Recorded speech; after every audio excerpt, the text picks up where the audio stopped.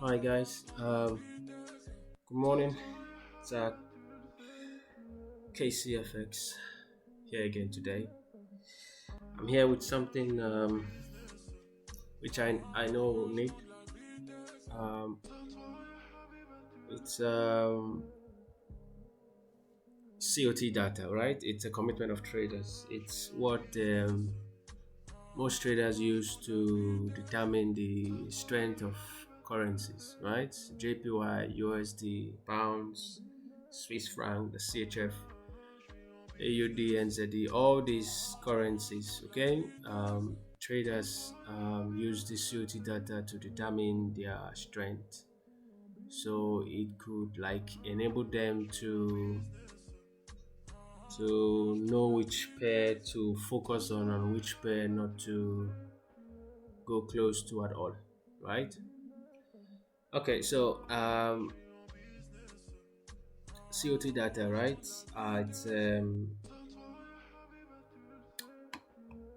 comprises of non-commercial traders and commercial traders. Okay, but on my Excel sheet here I'm using the non-commercial um, traders. Okay, uh you might ask why I'm using the non-commercial traders. Okay, commercial traders are not really moving the markets with their input trading. Okay, the non-commercial traders are the one that really moves the market, like shake the market. Okay, and you might want to wonder, the non-commercial traders, who are these people, right?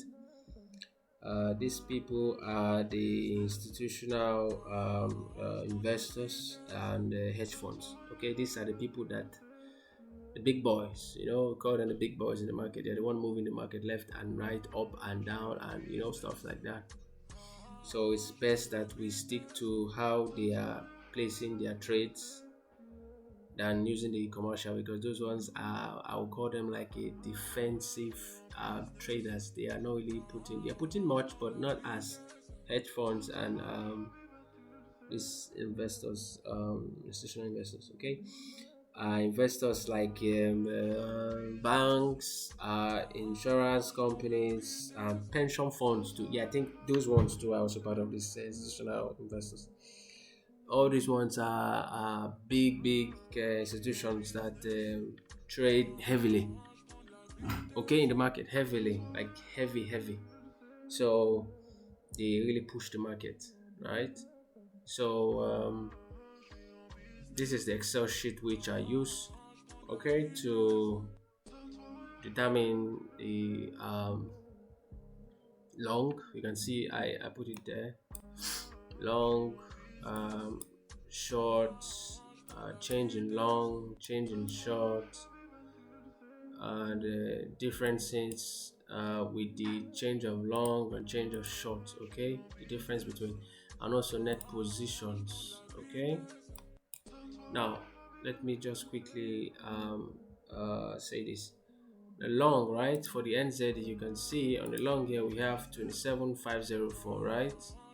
Okay, 27504. This is 2nd of November 2021. Just an instance. Okay, we had longs, okay, non-commercial. It means that we had 27,504 buyers in the market in NZD currency. Okay, these are the traders on the long side, the buying side of NZD. Okay, while on the short side we have 13,643 sellers at the short side. Okay, people that are in selling position in the NZD currency, right? Now you see change long and change short. It can also be change in buy and change in selling positions. Now on the change, you can see we had 3,014. Okay, it simply means 3,014 buyers, okay, was added, right? So we had 3,014 added in this currency, as we saw more buyers in this week, which was 2nd November 2021. Okay, if you look at the short side, you can see we had minus, right? When you say minus, it means closing. Okay, so we had 1941 closed selling positions. So we had a subtraction from what we had there before of 1941, okay, which was closed. While on the long side we had 3000 which was opened, added. Okay. Now again, we should know that COT data is always released on Tuesdays, 3 p.m. thereabout. Okay, and it's not displayed or it's not shown to the public till Saturday, the week Saturday, right? Saturday or midnight, 1 o'clock on Saturday. That's when it's shown to the public. So it comes out every Tuesday, right? So now currently today is 22nd, right? On Tuesday it was on the 17th. Okay, so for an example here, on the 17th, which was last week Tuesday, we saw the COT data which was released, but it was not shown to the public, right? So it was shown to the public on Saturday, 1 o'clock, which was 21st, yesterday morning, right? So next week Tuesday, right, on 3 p.m. again, a new one will be released. So with what we have now, which was released to the public yesterday, it's still valid for Sunday today, Monday, Tuesday until 3 p.m. We have a new one, which we need to wait again till 28th of September, which is Saturday, 1 o'clock. Okay, and that's how it goes, like that, right? So you understand the concept now, how it's being released and why, and it's not given to the public till Saturday, and it's valid for 2-3 days or so. Then a new one is released again. Okay, so let's go back. Let's go back. Okay, let's see. Now I've explained the change long, change short. Now difference between these two is going to be minusing these two to give us this. Okay, you minus this from this to give us the difference. Okay, and also net position, you minus the longs, the buys in the market currently, and the shorts in the market currently. You minus it to get net positions. Okay, so that's what we got here. So we have euro, right? We have AUD, we have USD, we have JPY, we have ZAR South African, we have CAD, we have GBP, we have CHF, we have NZD, XAU, gold, we have Bitcoin. So now we're going to start with EU, which is we're going to be using the current one. Okay, so I'm going to explain to you how it's been done. Now you can see 17, which was last week Tuesday, we saw this release data. Okay, for the long side we have 182,281 currently on the buy side in euro, while on the sell side we had 112,635 on the short side on euro, right? And on the change, okay, now change, we want to see additional or subtraction from the market. We want to know how many buyers were in the market and how many buyers were closed their entries for the sale. Okay, so now on the buying side we saw that we had minus. Okay, so we had minus 10,540 buyers which closed their buying order on the long side, while on the short side we had 1,247 sellers who added sales to their position, okay, into the the euro, right? And I said before, if you minus this change, you get the difference, which is minus 11,787. Now the net position, we can see 182,281 minus the 112,635. We are getting 69,646. Now if you look at this market, you can see previous week, which was 10 September, we also had 192,821, 111,388 sales in the market, and we had more buyers closing their buying positions, and we saw also sellers closing their positions, right? And we saw difference there, minus 18,585. Net position was 81,433.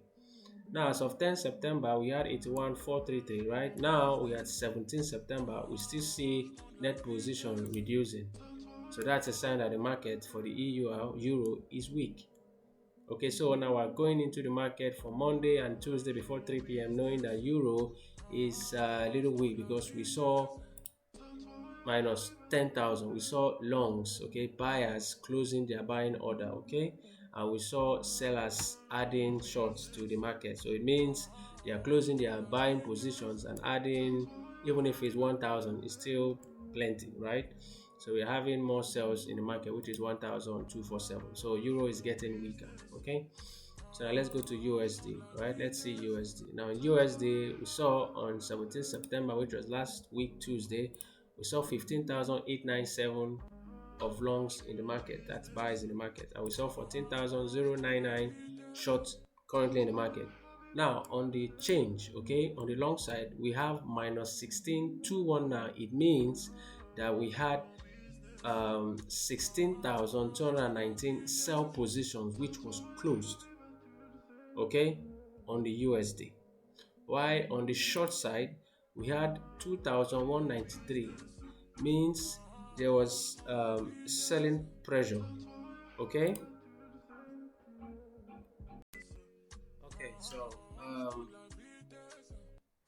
we saw USD, we saw 16,219 shorts, okay, closed. So we had longs, buys in the market closed, right?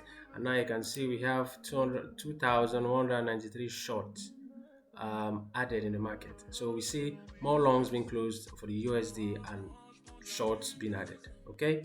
So if you look at this market, you can see that USD is not looking good, okay. It looks USD is getting weaker by the day. Now if you go back to 10th of September, which was upper week Tuesday, you could see we had 32,116 longs in the market, okay, currently of that week. We had 11,906 of shorts of that week, right? And we could see on the long side we had 2,609 of buys closed on the market, okay. And we also had 3,390 shorts closed too for the selling side, okay. We had our sell positions closed too. So we saw the difference of these two. We saw 781, right, and we saw net position of 20,210. Now if you compare 10th of September and 17th September 2024, which was last week Tuesday, you can see the market really depreciated big time from 20,000 to 1,798. Shows that USD is a no-go area, right? It's very weak. That in fact oh my. Okay, so I'm quickly going to check gold to see if maybe we can use gold against USD. You know, that's if our setup also fits into it, right? I need to make sure our setup fits in before we can even enter the trade. And also, one thing you should understand is if our setup doesn't match, doesn't play out for us, even if gold is strong and USD is weak, we are not going to enter the trade. Why? Because there is no setup to back up the COT data. Okay, we need a setup for us to use the setup for that, you know, knowing that gold is strong and USD is weak, then we can play about. If there is no if there's nothing like that, then we just let it go. So let's go to gold and quickly check that to see. Okay, gold. 17th of September, we had 369,734 longs in the market currently. While on the selling side, we had 59,668 shorts in the market. On the long side, on the buying side, we want to see the change. We want to see if we had more buys in the market and shorts in the market, okay. So on the buy side, we saw that we had 29,728 buy positions which was added to the market, okay, on this Tuesday we that just passed, okay. And we saw shorts, 2,163 shorts, right, which was added to on gold, right. But we saw more longs added than the shorts, okay. And if you see the net position, you can see 310,066 net position. While on the chain of difference, you could see 27,565. So we could say gold is strong. We could also look at 10th of September 2024 and also see that we had 340,006 for the long side, while we have the 7,505 on the short side. Um, on the difference, you can see we had additional 849 buys, which was added, positions were opened for the gold. Okay, while on the short side, sell side, we saw 5,906 selling positions, which was also opened. Okay, so at that period we saw a net position of 2,802, 2,082, 282501 net positions. Okay, then we saw, you saw a red column that shows that gold at that week was weak. Okay, it was showing a weak sign. All right, because you can see the previous one here, we had 287,558, which was of 3rd September 2024. We saw the next position, net position of 10 September 2024, 282501. Okay, so now we have 3100066. Okay, so now if you look at it, we can see 310,066. Now if we go back on the net position to see if we have any net position carrying this great number, okay, we have 282. Let's take it up and see if we have any 310,000 there, to see if we have anyone over the months and years. Let's check. Let's see. Let's see if we had any like that. I'm not sure we had any. No, we did not have any 310. So since 22 February 2022, okay, we didn't see any net position of that margin, okay, of 310,000. So it shows that gold is very strong. Okay, so if we could use gold and USD, okay, we could use gold and USD. Let's check gold and USD and see. Gold, USD, let's see. No wonder we had gold going higher, okay, soaring higher all this last week. Okay, so we know that we saw gold going high, right, this week. So we could still look at that again for more buying positions for gold to USD. For us, we'll check to see if maybe our setup fusing in, our setup can work with that. But if our setup doesn't play out with that, we're not going to go on that, except we have a setup that works, and also we can use the COT data to back it up. Okay, but if our setup doesn't showcase itself in the gold and USD, we just let it pass. So I think that's all covering the COT data, right? That's a way to understand how to identify currencies which are strong and which are weak. Okay, so that will be all for this video. I would expect you on the next one. Bye.